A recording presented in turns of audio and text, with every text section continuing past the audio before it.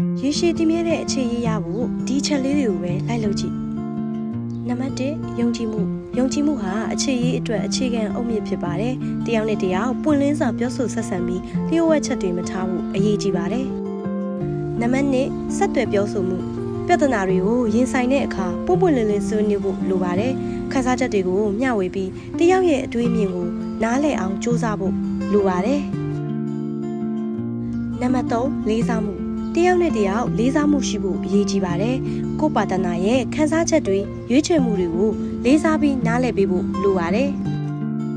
နံပါတ်4တီးခတ်မှုအခြေရေးမှာပြဿနာတွေအခက်အခဲတွေကြုံလာနိုင်ပါတယ်တီးခတ်မှုနဲ့ရင်ဆိုင်ဖြေရှင်းနိုင်ဖို့လိုအပ်ပါတယ်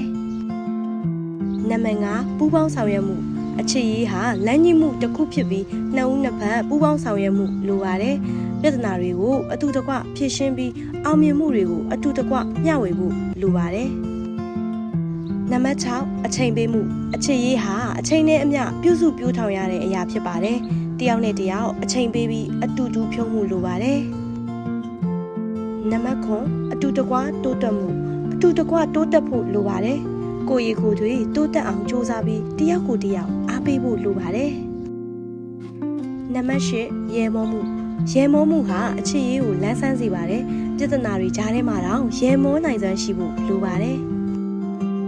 နံပါတ်9အတူတူရည်မှန်းချက်တွေထားဖို့အနာဂတ်အတွက်အတူတူရည်မှန်းချက်တွေရှိဖို့လိုပါတယ်ဘဝရည်ရွယ်ချက်တွေကိုအတူတကွချမှတ်ပြီးအတူတကွလှုပ်ဆောင်ဖို့လိုအပ်ပါတယ်နံပါတ်10အပြန်အလှန်ထောက်ပံ့မှုအခက်အခဲတွေနဲ့ရင်ဆိုင်ရတဲ့အခါတယောက်ကိုတယောက်ထောက်ပံ့ပေးဖို့လိုအပ်ပါတယ်အားနည်းချိန်မှာအားဖြစ်စေဖို့လိုအပ်ပါတယ်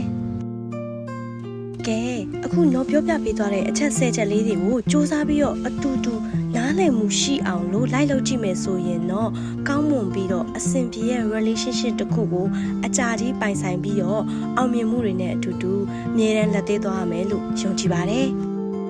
ဗီဒီယိုလေးကအကျိုးရှိရင်တော့ like and comment လေးပေးခဲ့ပါဦးเนาะနောက်ထပ်လည်းထပ်ပြီးတော့ပို့ပြီးအကျိုးရှိစေမယ့်အရာလေးတွေကိုဆက်ပြီးတင်ဆက်ပေးသွားမှာပါ